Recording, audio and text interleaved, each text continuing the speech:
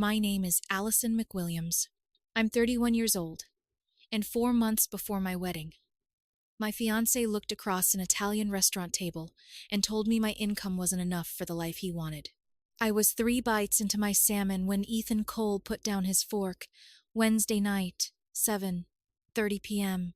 We'd been together 4 years, engaged for 6 months, and our venue needed its final $8,500 deposit by Friday. I had the money ready in the wedding account. "We need to talk about money," Ethan said. "What about it?" "Your career." I frowned. "I'm a senior software engineer." "Exactly. You make 95,000, and you make 65. That's not the point. It's not enough for the life I want." I stopped eating. "Not enough for what?" "A real house, better vacations, nice things without thinking about the cost. I don't want us spending our lives just being comfortable. We're doing well. Comfortable isn't successful." Something cold settled in my stomach. "You've been at the same level for 3 years," he continued. "You don't want management, so where does your salary eventually top out? 120, 130? Where is this coming from?" His eyes flicked toward his phone. "I met someone at the pharmaceutical conference last month. A woman. Vanessa Hart. She's 34, regional VP at a biotech startup. Makes over 200,000, owns equity, has this incredible apartment downtown." I stared at him. "And?" "We've been talking." "How?" "Professionally." "Then why are you comparing me to her?" He sighed. "Because talking to Vanessa made me realize what ambition actually looks like." The restaurant noise seemed to disappear. "What are you saying, Ethan?" "I'm saying I need to know you're going somewhere. Maybe apply for management. Join a startup. Take more risks. Become Vanessa." "I didn't say that." "You didn't have to." He leaned closer.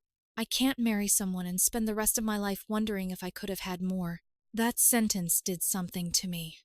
4 years together. An $8,000 engagement ring.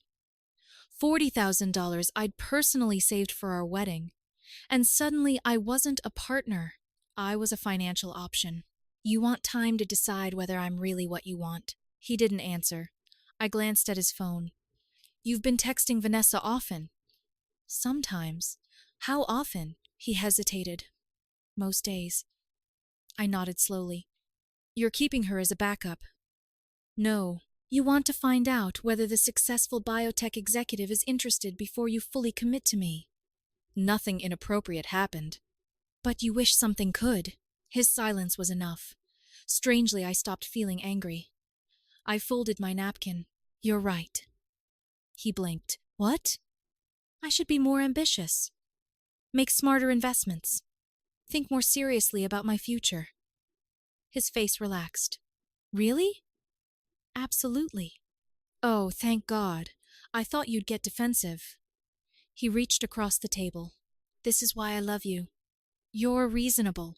I paid for dinner with my supposedly inadequate $95,000 salary and drove him home while he talked about Vanessa's startup, stock options, and penthouse. At 9:45, he kissed my cheek. "Think about what I said." "I will, by 11:30. I was sitting alone at my kitchen counter texting my college friend Daniel Price. Daniel owned Meridian Tech Solutions, a small consulting company. For 8 months, he'd been asking me to invest $40,000 in exchange for 20% equity. They were bidding on a huge hospital system contract. I'd always refused because of the wedding. That night I texted, "Still need the capital?" He called immediately. "Allison, the 40,000. Still need it?" "Absolutely. Why?" "Send the partnership documents." "What happened to the wedding?" I looked at my engagement ring. "I'm becoming more ambitious." Thursday became a blur of contracts, signatures, banking paperwork, and LLC documents. By 5:00 p.m., the transfer was complete. $40,000. 20% of Meridian Tech Solutions belonged to me. The money was locked into the partnership. And instead of panicking, I felt strangely free. Friday morning, Ethan texted, "Did you send the venue deposit?" "They're asking." I replied, "All taken care of." At 2, 12:37 that afternoon, he called. The venue says they never got the deposit. They didn't. What? I didn't send it. Why? The money isn't there anymore. Silence. Where is it? I invested it. You did what? 40,000 into Meridian Tech Solutions, 20% equity. That was our wedding fund. It was money I saved for a wedding. What does that even mean? You said you needed time to decide whether marrying me was settling. I decided I needed time to reconsider where my money was going. Allison, reverse it. Can't. Agreement is signed. Then break it. Terrible financial decision. The venue will give away our date. Then I guess you should have been certain you wanted that date. You're throwing away 4 years because of one conversation. One conversation where you told me my income wasn't enough, compared me to another woman, and said you weren't sure I was what you wanted. I didn't mean it like that. You meant it enough to say it. He hung up. 30 seconds later. Fix this now. Then, I'm coming over. I answered, door will be locked. I have a key. I looked at the new key on my counter. I'd changed my locks Thursday evening. His response came instantly. You changed the locks. You told me to take initiative. I switched my phone off. Saturday morning, I turned it back on. 112 texts. 63 missed calls. Ethan. His mother. His sister. And one unfamiliar number. The message read, Hi, Allison. This is Vanessa Hart. Ethan gave me your number. We need to talk. This situation is affecting my marriage. Marriage. I searched her name. Within minutes, I found photos of Vanessa with her husband and 3 children. Ethan had somehow forgotten to mention them. At 9:15, someone began pounding on my door. Ethan stood outside with his mother and older sister. I opened it slightly, chain still attached. Morning. His mother stepped forward. Let us inside. No. The venue gave away our date, Ethan said. His eyes were red. October 15th is gone. That's unfortunate. His sister stared at me. You destroyed your wedding because he made one comment. One comment? I opened the notes on my phone. Wednesday. 7:04, 3 p.m. Your income isn't enough. Ethan's face changed. I continued. I met someone making over 200,000. Talking to her showed me what ambition looks like. I need time to decide whether this is really the life I want. His sister looked at him. Did you actually say that? Ethan said nothing.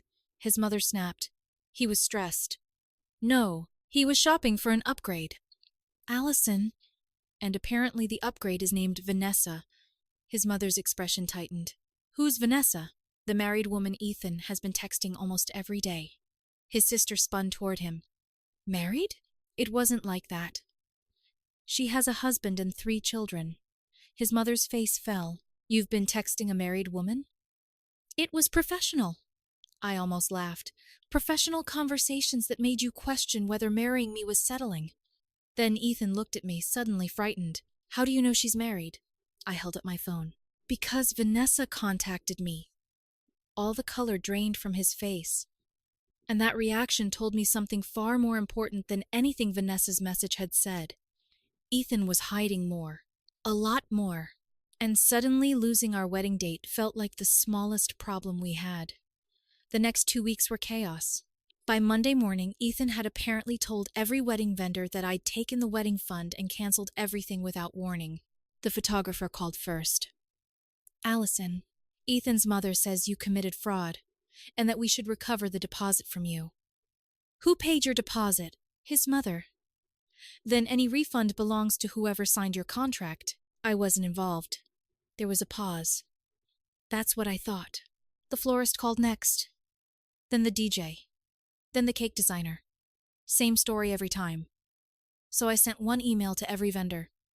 The wedding has been canceled due to relationship issues. I am not responsible for deposits paid or contracts signed by other parties. Please direct financial questions to the person listed on your agreement. Clean. Simple. Tuesday afternoon, Ethan's mother called from a blocked number. I answered without thinking. We're suing you. For what? $40,000. Vendor losses.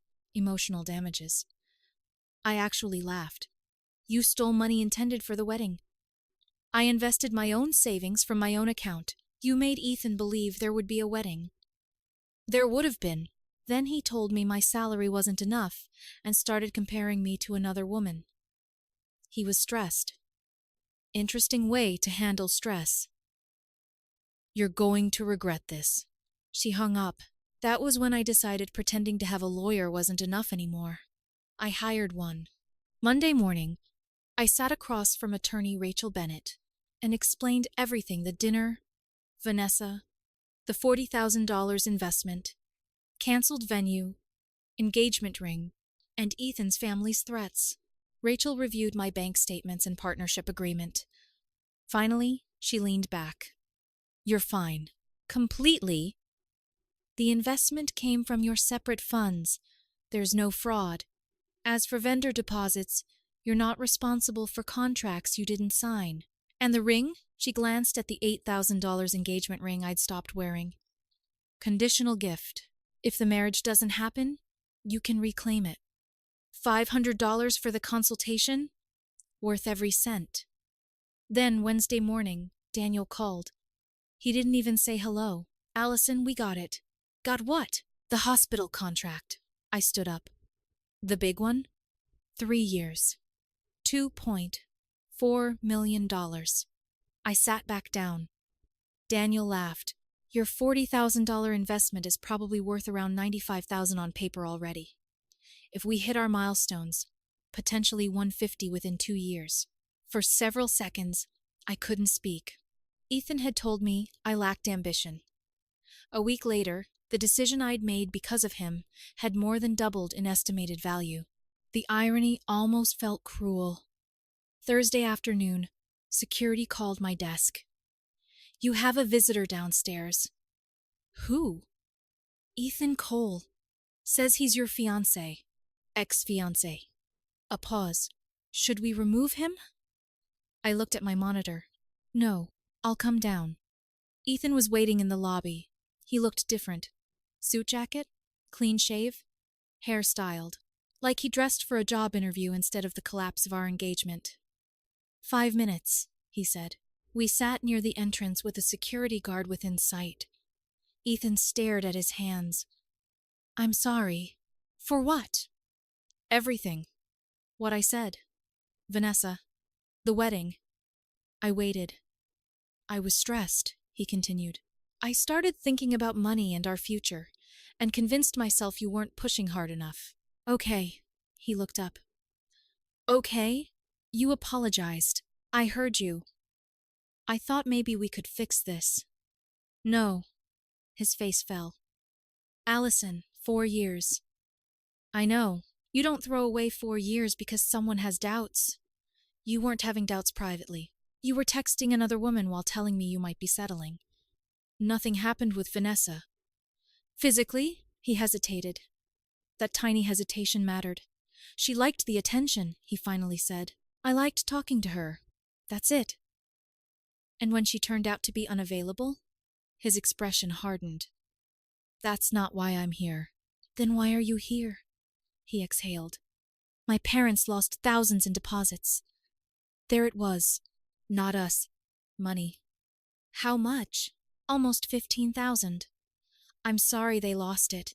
So help. No. Your business investment is already doing well. Daniel posted about the hospital contract. I stared at him. You've been checking? Everyone knows. And? You could help cover some of the deposits? Why would I?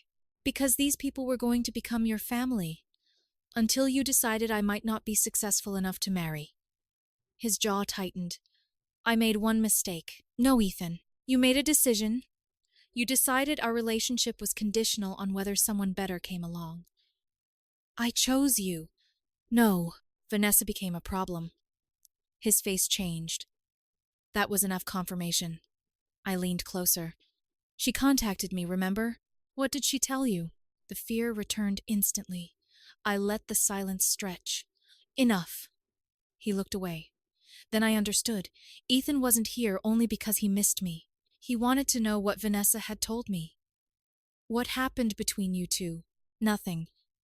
Then why are you scared? I'm not. You are. He stood abruptly. You know what? Maybe I was right. I stayed seated. About what? You are small. There was the Ethan from the restaurant again. A real woman would have fought for a 4-year relationship instead of destroying everything overnight. I almost smiled. A real woman can also recognize when she's someone's backup plan. That's not what you were. Then you shouldn't have made me feel like one. He stared at me for several seconds. Then he walked away. Friday afternoon, my attorney forwarded me a demand letter from Ethan's lawyer.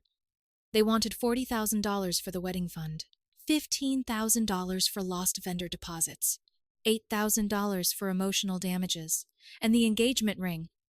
Total demand, $63,000. Rachel called me. Don't panic. I'm not. Good, because most of this is nonsense. Her response was short. The $40,000 belonged to me and had been legally invested. Vendor contracts paid by Ethan's family weren't my responsibility. Their emotional damages claim had no meaningful basis. And the engagement ring remained a conditional gift tied to a marriage that would no longer occur. Then we waited. Days passed. Nothing.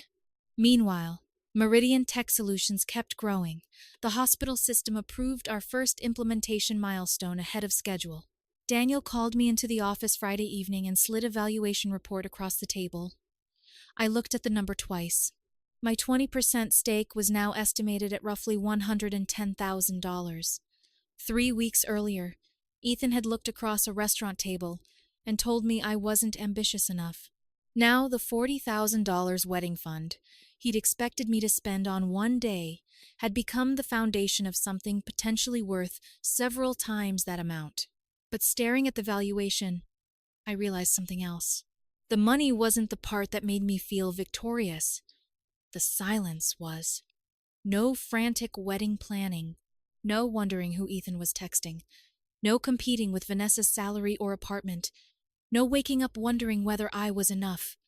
For the first time in years, my future belonged entirely to me. I thought that was the end of Ethan. I was wrong. Because 3 months after our wedding collapsed, I walked into a mutual friend's birthday party and saw him standing across the room. He wasn't alone. There was a woman beside him, and on Ethan's left hand was something I definitely hadn't expected to see, a new engagement ring. 3 months after the wedding collapsed, I walked into our friend Marcus's birthday party and saw Ethan across the room. A woman stood beside him. Tall, polished, expensive-looking coat, and Ethan was wearing a new engagement ring. I almost laughed. 4 months, that was all it had taken. Later, his sister confirmed what I'd already guessed. Ethan had started dating her barely 2 months after our breakup. Her name was Caroline. She worked in finance. Apparently, she made very good money. Of course she did. By then, the threatened lawsuit had disappeared. My attorney never received another letter. Ethan's family eventually recovered around $4,000 from vendors, but most deposits were non-refundable. They lost roughly $11,000. I didn't celebrate it. I simply stopped considering it my responsibility. I also returned Ethan's engagement ring after my attorney confirmed the legal details around the conditional gift.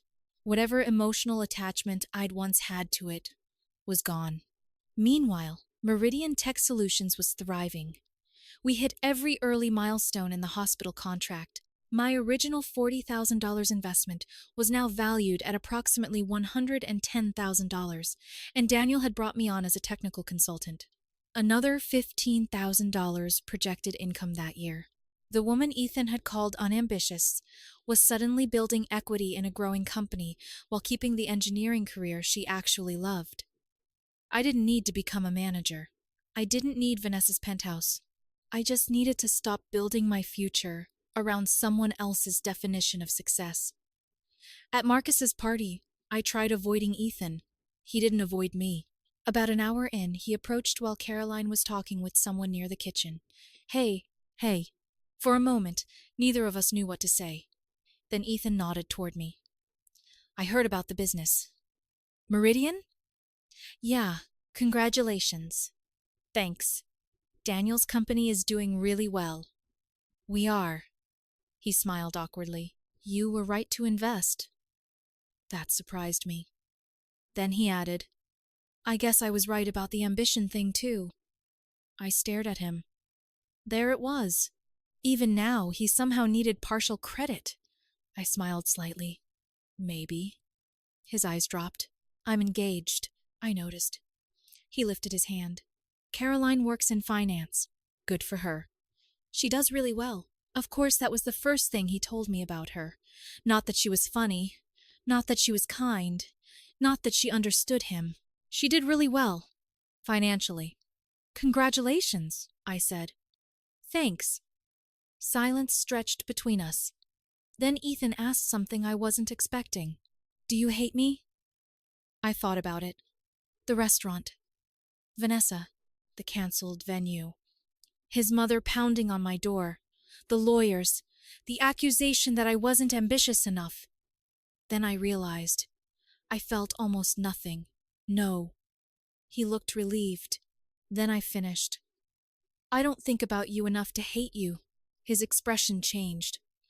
That hurt him. I could tell. But it wasn't meant to. It was simply true. That's fair, he said quietly. Caroline called his name from across the room. Ethan glanced toward her. Before leaving, he looked back at me. For what it's worth, Allison, I really did love you. I know. That was perhaps the saddest part. I believed him. Ethan hadn't been pretending for 4 years. He had loved me. He simply loved a certain future more. A bigger house, higher salaries, luxury vacations, status. He measured security with numbers, and eventually he started measuring love the same way. When Vanessa appeared with a $200,000 salary and executive title, Ethan looked at my $95,000 and wondered whether he could negotiate better terms. Maybe nothing physical happened. It didn't need to. The betrayal happened the moment he started evaluating me against another woman and wondering whether marrying me meant settling. I left Marcus's party an hour later. Driving home, I thought about that Wednesday night again.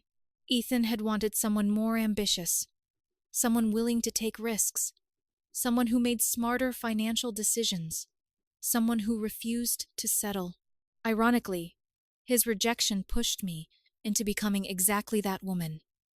Just not for him. The $40,000 became the best investment I'd ever made. Not because it became $110,000, not because Meridian landed the hospital contract, not because I could now point at a balance sheet and prove Ethan wrong. It was the best investment because it bought me clarity. Before that dinner, I would have spent $40,000 marrying a man who was already wondering whether someone better existed. Instead, I invested it in myself. People told me afterward that I'd been too harsh. Maybe I was. I could have waited, could have forgiven him, could have fought harder, could have sent the venue deposit and spent months trying to convince Ethan that I was ambitious enough. But love shouldn't feel like a performance review. And marriage shouldn't begin with one person auditioning to remain the other's best available option. I'm not dating anyone now. I'm not ready. My life is quieter. I still code. Still refuse management positions. Still drive the same car. The difference is that none of those things make me feel inadequate anymore. I have a company to help build, money to invest, and a future that doesn't require anyone else's approval. Ethan wanted someone ambitious. In the end, he got exactly what he asked for. He just didn't expect my first ambitious decision would be walking away from him.